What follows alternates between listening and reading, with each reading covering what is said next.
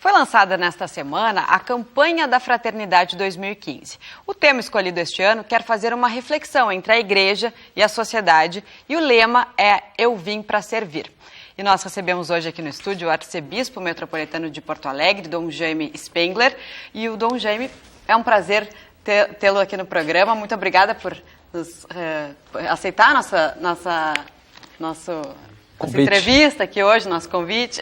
Muito obrigado. A alegria é nossa, é um prazer sempre poder participar de um espaço como este. A gente quer saber, então, qual o objetivo principal da campanha esse ano da Fraternidade? O que vocês... Bom, a campanha da Fraternidade é uma prática, digamos assim, que a igreja no Brasil há mais de 50 anos desenvolve sempre durante o tempo da Quaresma, né? O tempo da Quaresma é esse tempo que antecede a Páscoa. E durante este tempo, são 40 dias, a comunidade de fé é convidada a refletir sobre um tema que tem incidência na atualidade vivida, digamos assim. E para este ano foi escolhido, então, a questão igreja e sociedade. Creio que no Brasil nós vivemos um momento crítico, no bom sentido da palavra, né? Um momento divisor de águas, talvez eu diria assim, até da história. E vem essa temática ao encontro desse momento histórico que vivemos, né? O que é a sociedade? Talvez, antes de tudo, a gente pudesse esclarecer um pouquinho essa terminologia, né? Sociedade tem no termo a palavra sócio, né? Companheiro, né? E segundo a nossa língua portuguesa, esse sufixo id, idade, diz de força, vigor, essência. Portanto, a sociedade é este grupo de sócios, ou sócios que são marcados por um vigor, por algo que os une, né? Isso forma a sociedade. Né? Então, talvez nesse contexto pudéssemos até fazer a pergunta: o que nos une hoje enquanto sociedade brasileira, enquanto povo brasileiro? Qual é o ponto, a referência maior, qual é o projeto de sociedade que nós temos, né? Esse é um primeiro aspecto. O segundo aspecto é o termo igreja. Normalmente nós interpretamos a terminologia como ligada à instituição. É claro que tem a ver com a instituição também, né? Mas não só isso. A compreensão de igreja básica diz o seguinte: igreja são todos os homens e mulheres que se consideram filhos e filhas de Deus. Portanto, é muito mais amplo do que o senso de pertença, talvez, a uma instituição X ou Y, né? No caso, a Igreja Católica. Nesse sentido, todos nós no Brasil, que somos maioria cristã, digamos assim, somos filhos e filhas da Igreja. Como é que esses filhos e filhas da Igreja, unidos num projeto de sociedade, podem cooperar para o desenvolvimento da nação, deste povo, né? Em outras palavras, como é que os cristãos, na realidade de hoje, podem realmente ser sal da terra, como diz o Evangelho, luz neste mundo, nesta realidade, fermento na massa. Eu gosto de usar uma expressão muito simples, dizendo assim: fazendo a diferença para melhor. Né? E eu creio que existem situações hoje na nossa realidade brasileira que merecem a nossa atenção, de forma especial, né?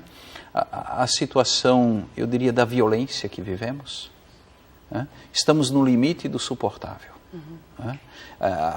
Os casos nem mais nos causam indignação. Parece que existe uma espécie quase de conformismo com esta realidade. Depois nós temos alguns sinais de fundamentalismos que começam a preocupar, também no seio da comunidade de fé e também no âmbito da igreja, no âmbito religioso, mas não só. É uma situação que preocupa, né? A situação que está hoje aí na mídia, a corrupção, né? Bastante.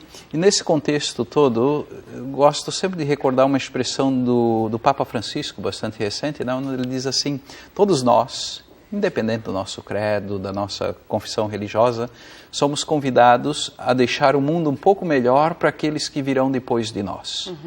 Então, como cristãos que somos, inseridos nesta sociedade, no hoje da história, como é que nós podemos colaborar para deixar o mundo um pouco melhor para aqueles que virão depois de nós. E o Papa Francisco ele destacou na mensagem dele para a Quaresma de 2015 a globalização da indiferença. O senhor acha que as pessoas estão cada vez mais egoístas, mais indiferentes com o mundo?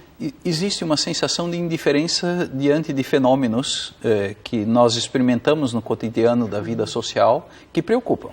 Aquilo que dizíamos antes, né?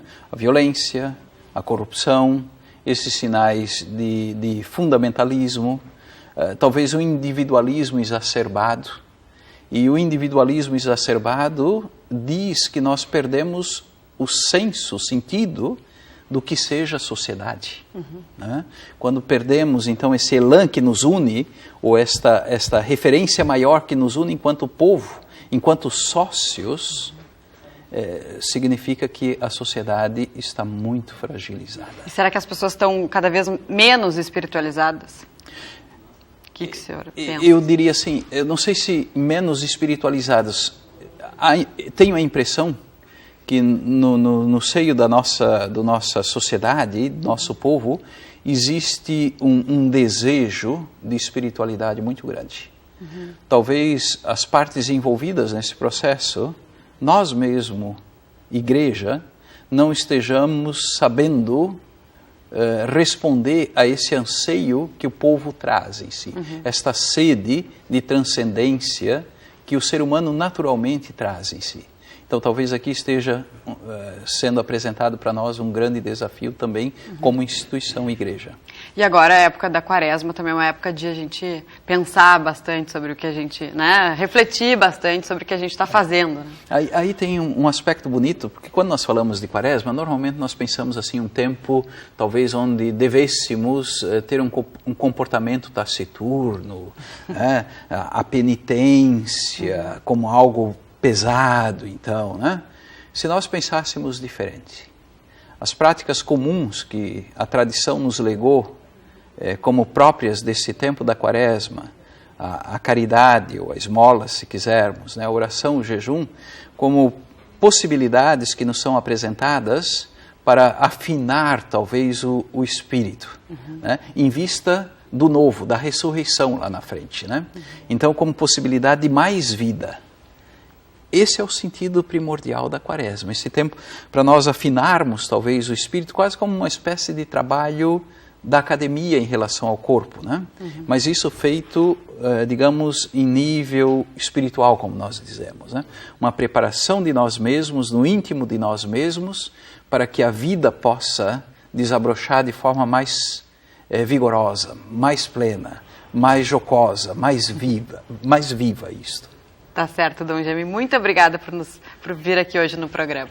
Eu agradeço a oportunidade e que oxalá esse tempo de Quaresma possa ser para nós um tempo de reflexão em torno dessa temática da campanha da fraternidade, né? Que nós nos coloquemos realmente a serviço da vida, para que aqueles que virão depois de nós possam encontrar um mundo um pouco melhor, transformado para melhor. Com certeza. Muito obrigada. Uma boa noite. Muito obrigado.